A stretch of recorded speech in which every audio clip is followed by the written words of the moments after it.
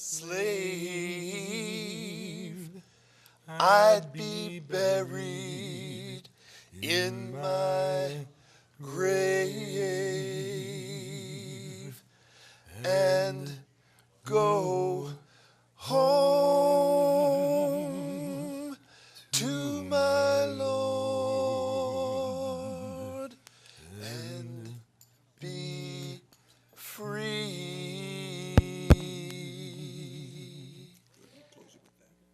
Show, ladies and gentlemen. Hey, don't touch that dial. Got a great show here. I have two guests here. I have a director, I have an actor, and we've got a big show that's opened up on the 29th of January, okay, at the Cultural Center. That's on Lafayette. It's on DeKalb Street between Lafayette and Main Street. Hey, it's a great show. This is an educational show. It's dramatic, you know. We got two actors. Well, they're going to two performers, right? And it's going to talk about slavery. You know, we're talking about slavery. When we're talking about slavery, we're talking about just the Afro-American slavery, or this. Hey, they had Italian slaves, the Irish slaves. Everybody was a slave at one time or other. Okay. Absolutely. In fact, sometime I'm a slave. You know. Oh my God. All right. Now, really, there's a show. I want you to come here. Really, this is something the Culture Center now has been performing for many years. Okay. It's a jewel right here in Norristown, and we have two gentlemen here that are going to perform. Okay. And they're going to tell you what this show's all about, and it's going to be a series of shows that John Doyle put together, okay? And John Doyle is a teacher at Norristown High School, is also director of the show. And we're here at Norristown High School, and welcome to the Hank Cisco Show. Here, okay, all right, now, it's a pleasure. and your name is Ed Shockley. Ed Shockley, okay. right, perfect. And then Larry Moten, right? Perfecto, right. Okay, now, what do you do? Well, I'm an actor and a director. As a matter of fact, I acted in the piece and I directed the piece. So slave narrative, yeah, of slave narratives. Okay, all right, now tell me, when did you start acting? Were you? Well, it started out when I was about 4 years old. Where? I was Where? In Dayton, Ohio. Dayton, Ohio. Dayton, Ohio. That's where I was born and raised. Big race. Right. Right. It's true. Go ahead. But my mom and dad were in a group called the Jack and Jill, and they had a program for kids. And they would do what they called a Tom Thumb wedding. That's when you pretend as if these little 4-year-olds are doing a wedding. Well, I was the I was the groom. And I kind of liked it. I thought it was a lot of fun. Didn't want to kiss the girl, but I thought it was fun. Yeah. But what really got me was when the whole thing was over, I heard this. Oh.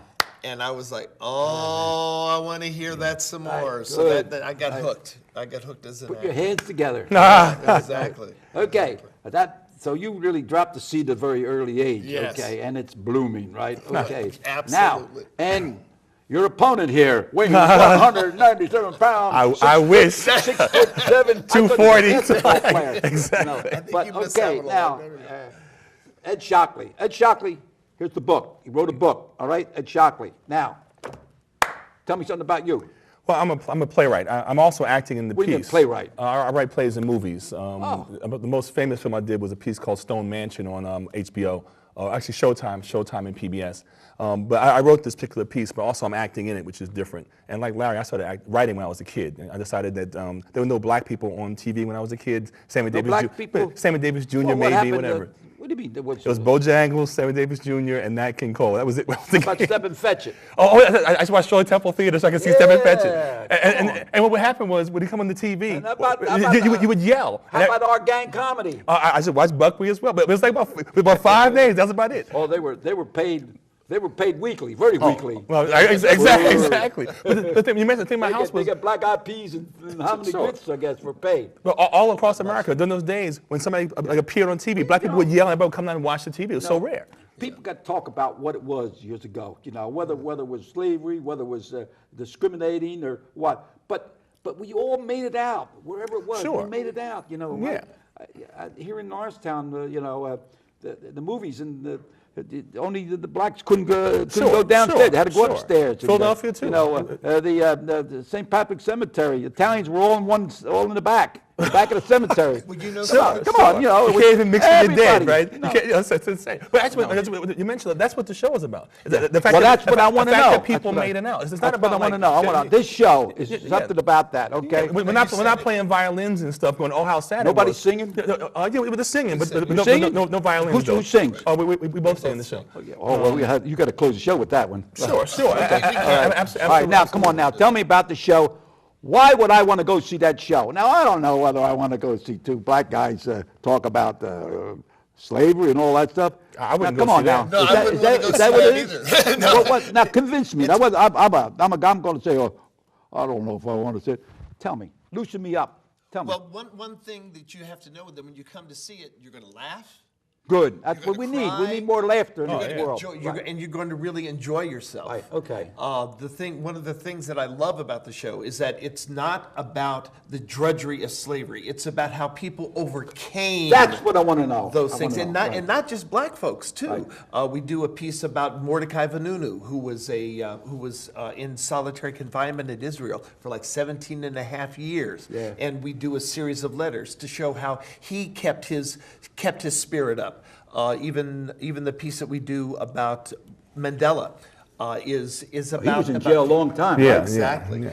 But this is the day this is when he gets out of jail. Do you remember what? Oh, They put him in jail No, for? but actually, it's in the monologue. So Yeah, it's in. Well, what happened was that he had been a part of the ANC, and the ANC, which is the African National Congress, and the ANC were considered enemies of revolting. Yeah. Exactly, Yeah, right, exactly. So he and the group of people that was with were ostracized and jailed, and he was put in jail for I think something like 20. to 27 years. Yeah. 27 They're years. just trying to leave the country. He's trying to leave the country that was imprisoning him. That was all. You know, that's what people want to know. They want to hear success. They want to hear Sure. how somebody made it. We hear so much about how many guys went wrong. I'm a former police officer. And I think back at some of my friends that became successful. And then I look back at some of the guys that went in jail. I said, what made them go bad? Sure, sure. We were all friends. We were all kids.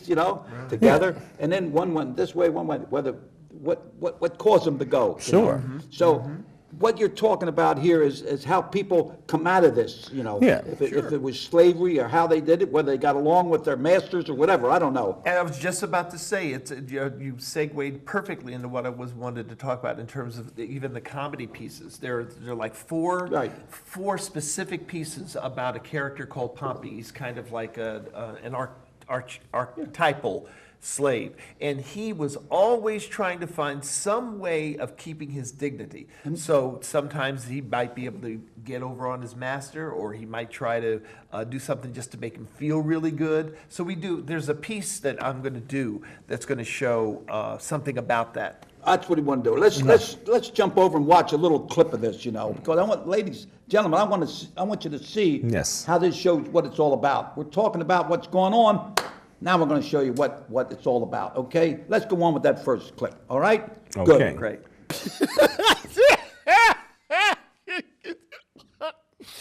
Pompey done told me the damnedest story. See, he met old Jim down to the crossroad the other day, and he said to Jim, I gets along tolerable well with my master. What you mean you get along tolerable well with your master? Well, he meaner than my master. And Pompey just kind of puff out his chest. He say, I just cuss him out every time he gets a minder. You mean you cuss out old mean Master Marston? That's right. Call him everything but a child of God. And nothing ever happened to you? Nothing at all. You ought to try it sometime, make it feel real good.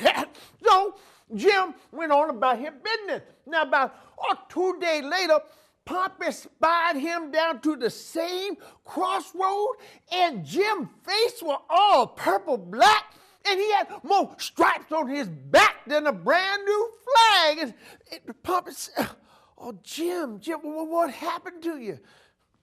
I done like you told me, and I cuts out my master real good. He like to beat me quarter way to glory and back. You mean you cut your colored mouth on old evil Master Talbot? Well, that's what you told me to do, wasn't it? Now, Pumpy just kind of scratches his head and said, Jim, where was you when you cuss out old evil Master Talbot? Well, I was standing right in front of his face, just like I'm doing to you right now. Jim, you ought to know better than that. When I cuss out my master, I make sure he's way up yonder by the big house, and I'm way down yonder on the other side of the field, down by the outhouse. and that's how trees drop leaves, sure enough. Okay, now tell me something about that clip, okay? One thing that I really love about the show is that I'm able to experiment and do multiple characters. And in that one piece, 3 different characters that we just saw. Yeah. So this was one thing that I was talking about earlier, where Pompey is just trying to maintain his dignity and finding some way of doing it. Then maybe he'll fool his friend and play a trick on his friend. But the key thing is just being able to take the situation that you're in and try to make something else of it, something that keeps you going, gives you some spark, Sure. some energy. Enthusiasm. Sure. Sure. But you mentioned in the break that some people see like a glass half empty versus half full. I mean, the play is about seeing the glass half full. Everybody has hardship in their past. And people who are successful, the hardship makes them stronger. And the people who aren't, I used to play ball, for example, and that's what I saw in the ball Let me just players. tell you this, and we'll leave it with this.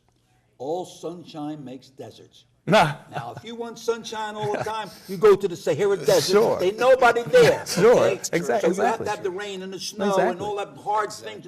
And that's what you have a beautiful garden. Sure. Okay. Now, where's the show going to be taking place? You're going to be granted. It's part of the Independent Voices Festival that's produced by Iron Age Theater. Right. So it's been 3 weekends of projects. 3 weekends. Tell me about that. You know, and so all the pieces were already produced in other places, pieces that were kind of received well in other festivals. They felt they hadn't been seen enough. And all the pieces are about ideas about how to live. And so ours is the last in the series. We're the 29th through 31st. And ours is both closing the festival and starting Black History Month as well at the same time. Well, we'll throw that in there in February, right? Sure, yeah, we kind of start launch that as well. Exactly, and like the two of the other pieces are Marx and Soho. When is this going to be shown again now? We're the 29th, 30th, and 31st. And 3 That's- different segments, right? Yeah, the same show. 3 Same different show. performances. Same show. Right. 8 o'clock on the Friday and Saturday, and a matinee at 3 o'clock At 3 o'clock on Sunday. on Sunday. Okay, now, And you can you're a playwright, right? Yes. And you did some TV work or so? Yes. How am I doing as a TV guy here? Yeah, actually, you have charisma for days. You What's can be a movie charisma? star. What's that charisma? Don't give me no big words here. that warmth that All comes right. off. Yeah. Tell me about this book. You wrote a book. Yeah, this is my most recent book, Notes from a Practicing Writer. This is What's it about? I didn't realize it's an autobiography. I didn't realize it because it's about the career, the craft, and the aesthetics of playwriting. But I used personal stories from my own career, so it became an autobiography. My first hit show. I'm trying to teach other authors how to be successful, but rather than kind of talk ideas, I just use things from my past. When the first producer tried to rip me off, I write the story about it, and hopefully somebody else won't fall into the same traps or whatever. So it's both how to write a play and also how to market your play or your movie and how to kind of make a career. That's what this is about. Yes. One of the things that I was the editor for the book, and one of the things that I You edit. told him. You did what you cross the T's and Yes. dot the I's. Exactly. And a lot of them needed crossing and dotting. Right. He can't spell. That's true. But seriously, one of the things that I told him, first things I told him when I read it, was I said, Ed, this is really funny. And he didn't quite get it. I said, no, Ed, really, it's instructive, but it's also very anecdotal, and it's not a look. Nobody can teach you how to write, okay? Really. But what they can do is teach you how to use the skills that you have and develop those, and that's what this book does. That's great. I'm glad. Well, Someday I'd like to write some things about me. I'm a former boxer. Sure. policeman, Sure. you Yeah, know, your life you know, is fascinating. You know, Exactly. a lot of growing up Italian, be discriminated against. Sure, Even when I was a absolutely. policeman, they cheated me on the lieutenant's side. I'd taken it to the Commonwealth Court. I mean, Oh, wow. always beating on you, know. Sure, I guess sure. even when we're born, the doctor first thing he does is hit you in the backside. That's right. Exactly. Wake you up. Wake you up. But if you hit him back, that means you got a good life. I don't know. I go boom, boom. All right, tell me about this, the theater. Mosaic Theater Production. Mosaic Theater How do you pronounce that? Mosaic. Because Mosaic. the idea That sounds Egyptian. A lot of different things go together to make a mosaic. Oh, yeah. I knew that word coming someplace. Okay, but that's a theater. Well, it's like it's the same half full glass thing. A lot of writers and actors and directors sit around and complain about their careers not going well, whatever. It doesn't make any sense to me. So my thought is, well, let me create a production company, and then we can do the work you want to do, rather than go begging to another producer. It's not complicated to produce a play or a movie. And so Mosaic basically was created so that we could then take control of our careers and produce whatever shows we want. So we're working on a vampire radio series now. It was tough. What? It's a 12-part live radio. Remember the old-fashioned radio, like The Shadow and stuff, whatever? Oh, yeah. I love that stuff. The shadow knows. Yeah, the shadow knows. Exactly. And the Fire Sign Theaters, all these great old radio plays. Well, there's a lot of radio now, this whole new satellite radio. You know, Amos and Andy. Sure, yeah, I've got copies They were of it. white guys. Yeah, I know. The original guys, yeah. Which is bizarre. Yeah. I actually have the tape at home. I study radio plays. I have the tape at home. Yeah? I actually teach radio play writing over at Scribe They had- Radio in Philadelphia. who wrote their material? That was funny. I mean, there was, But one thing that's really great about Mosaic, and one reason why I'm really glad to be a part of it, is that it's not just concentrated on theater. We're doing radio plays. We're going to be doing short films, hopefully features. But we have one piece that Ed did called Sunset Johnson that we're going to be turning into a short play. A short film. It was a play that got some kudos at the Barnstormers Theater conference a couple years ago. So we're trying to take all of these things, like I said, as a mosaic, a lot of different things. right, that's great. That's put 'em great. out there. That's like pasta fazool, you put it. Oh, yeah, yes. Like, Yes, exactly. minestrone soup. I cook, so Minestrones, all kinds of vegetables. They put it in there. Sure. That's it So exactly. this is a minestrone. Well, one thing that helps, Hosea. I won a really large award 2 years ago. The Pew Fellowship of Playwriting is the largest cash award for a playwright in America. So that gave me 3 years of just complete freedom. I get paid a check every month no matter what I do. Because it allowed me to do all these other things because now I'm not worried about how to pay the house note or whatever. So during this 3-year period where Pew is kind of funding me, here's my chance to branch out and do things I wanted to do for all my life. It's just, it's so much that we have to learn and look back. Like my father was 4 boys and 4 girls, mother and father, and my grandfather, there wasn't enough room for him in the apartment in New York. He had to come and live with us. My cousin Tony come over. So here we were, 4 boys, 4 girls, mom and pop, little Tony. My brother was Tony, and we had a little Tony and big Tony, and, all in one house. Sure. One toilet. Sure. Okay. Now you got five people, 14 toilets. Come on. Yeah, exactly. That's That's progress. You reminded me of something. You reminded me of something of the next piece we're going to do. It's about a father and a son. Okay. It's about a father who is kind of That's taking what I want. a dream. I want that. Get down here in the roots of it, Sure. people. Okay, let's watch this next clip. Okay. Okay. And we go. Next clip. Ain't nobody gonna make me move. I got some rights. I got the Supreme Court of these here United States say I can sit anywhere as I want to, and I want to sit right here in the front of the bus. Ain't no use to y'all getting all riled and upset, because I ain't gonna move, and you can't make me move. So you may as well just go on to the back of the bus, get one of them seats, sit down, and enjoy your trip. Well, yes, sir, maybe I is getting a mite uppity, but if I is, you just must excuse me. It's just that I've been waiting for this day to come for so long I can hardly control myself. Yes, sir. That's what I'm going to say. The first cracker trying to make me move, going to get it full blast, both barrels. Yes, sir. I knows me rights. I got the Lord in heaven and the federal government right here on earth backing me up, and can't nobody beat a hand like that. Sure gonna be a mighty fine day. I hope I don't have to start no ruckus.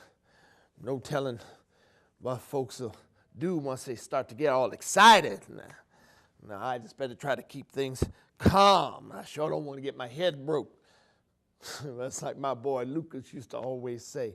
If you can't live like a man, it's no use living at all. That boy Lucas, he was something else. Wouldn't take nothing from nobody. No, sir. Colored, white, no otherwise. If you was arguing in the right, then you was all right. But if you was wrong, that boy called you out so quick. Boy like that don't live long hereabouts. I tried to tell him, but how you gonna tell a man not to be what he is? No, sir, that boy had to die. And them white folks didn't kill him. Being born killed him. Being born colored killed him. And then them white folks just doing what white folks does when they see a nigga riding on the front of the bus. They just started sassing him, and he sassed them right back. Started cursing at him and spitting on him, and he cursed them right back. Didn't spit on nobody, though. Thought that was the lowest thing on God's green earth. My folks just started beating him and beating him. I don't think they meant to kill him. They just beat my boy so bad. Well, Lucas, I'm here now. Yeah. I'm going to do what I promised. I'm going to get on that bus and ride down front and dare the world. We double dare the world.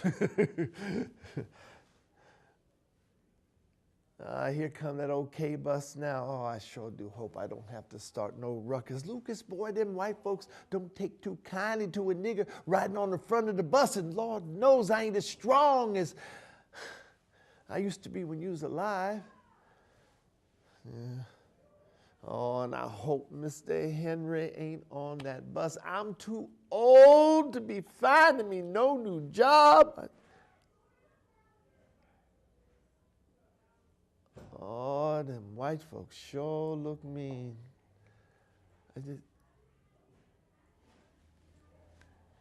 Is that Mr. Henry on the other side of the aisle? Lucas, boy,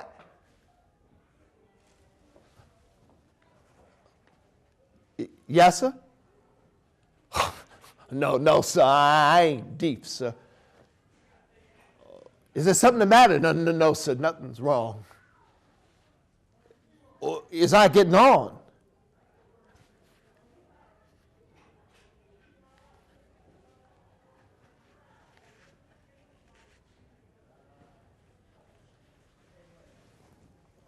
No, sir.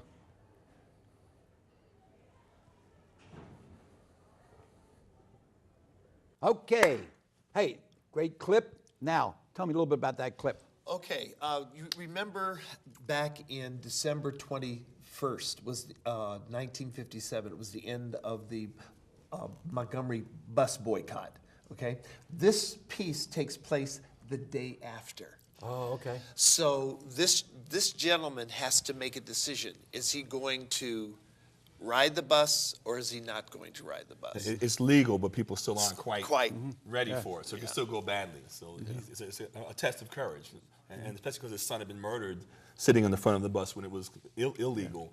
It's a kind of a revenge. Well, I had an experience, and I was in Atlanta, Georgia. I was in the Army, and I was fighting. I had a fight in Lawson General Hospital, right outside of Atlanta. And I was fighting in the camp, and I fought two guys that night, a tournament, okay? And after the fight, I tired. I was with a couple of guys with me, and I sat in the back of the bus where you'd lay down. Sure. And this black guy comes over and says, "Hey, man, move up." I said, "What do you move up? Get out of here, man." And all of a sudden, the bus, boom, stopped. Oh. And the bus driver says, "Move up, white man." Oh. Okay? Sure. Wow. And I had to move up. So you had an Because experience. he had to sit in the back. Sure. Okay? Yeah. So what is this? Sure. Goofy, you know. So go ahead. Well, in fact, I had an experience of that where at my grandmother's 75th birthday party, I was talking about this game she used to play. We're from Yorktown, Virginia originally. So whenever we got to D.C., we sit in the front of the bus till we got to Washington, D.C., coming from Philadelphia. But then we're going to go to the back of the bus at D.C. and count the cars we passed on the way to Washington, D.C. I'm at a 75th birthday party telling the story, and I realized she had tricked us to make us go to the back of the bus without us knowing all this shit. Yeah. I didn't figure it out till that many years later. She was so smooth. I never got the idea of it. Class. She had class, yeah. She had class. Okay. All right. Now, how did you put this, how'd you put this book together, or this show? What it gives was you the idea, sure. inspiration? How about your rehearsals? Well, the putting together part first, this was an unusual piece because most of my pieces are straight plays and movies with narrative plots, but this is a bunch of different scenes, some of them historical things, whatever. And so I did a lot of research and couldn't tell which pieces were the most interesting ones. So I started acting in it first with Larry directing me so I could just speak all the words, and then after we got it right, I stepped out of it and we did it with 2 actors. So it was an unusual piece to put together. And the rehearsal has been over a period of several years. I would mount it, go back and change it, throw pieces out, whatever. It's been about maybe 6, 7 years developing it. So now it's kind of where we want it to be. It's a great show for people to see. It's fun. Any one type of person. It's not for all Italians or all black or all Irish. It's just for people. This is United States of America. Okay, we want to see what's going on. We want to what's new. President Truman said, "What's new? The history we haven't read."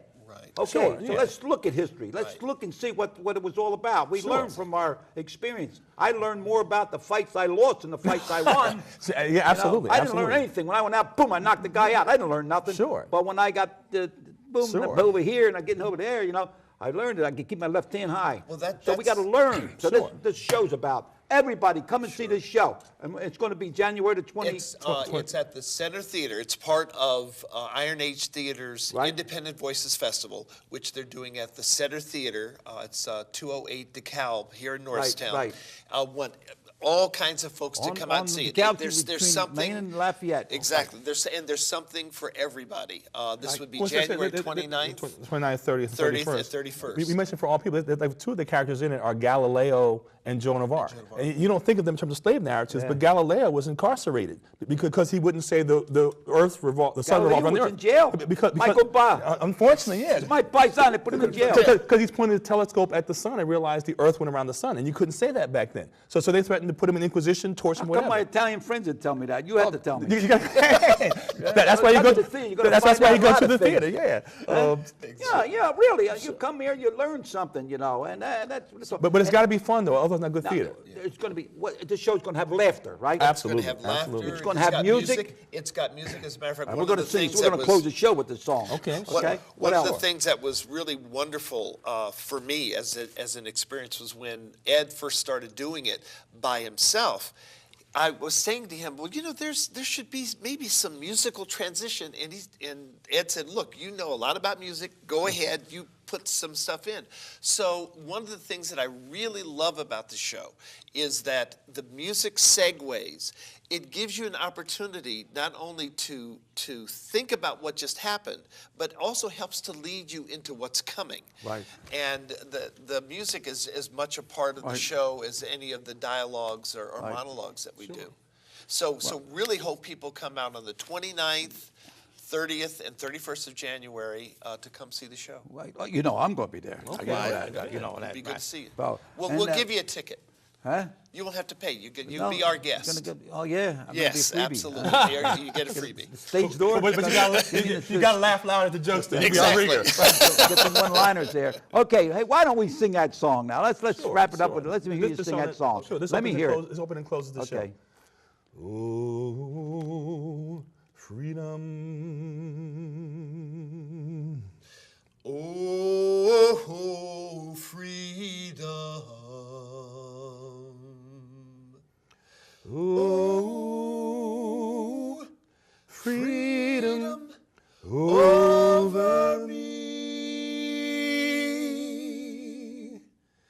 And before I'd be a slave,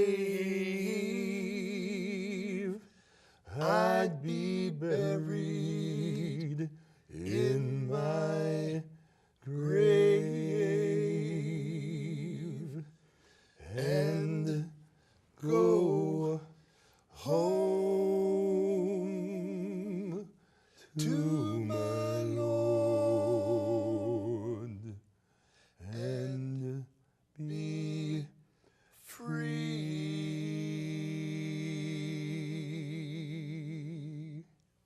Okay, and that song's going to be in the show. Yes, absolutely. So, ladies and gentlemen, I want to thank you so much for allowing us to come into your home.